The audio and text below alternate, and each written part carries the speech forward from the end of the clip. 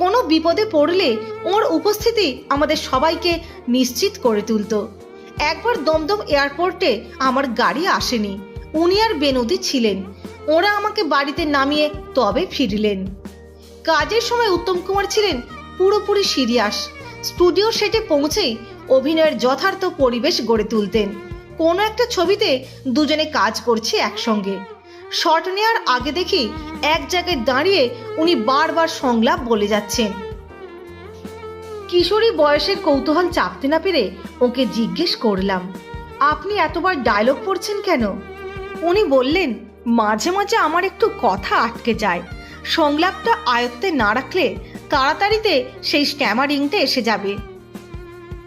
আমি তো মহানায়কের সরল স্বীকারোক্তি শুনে অবাক। উত্তম কুমারের জিভে জড়তা, ওর কত ছবি তো দেখেছি, কিন্তু ধরতে পারিনি তো।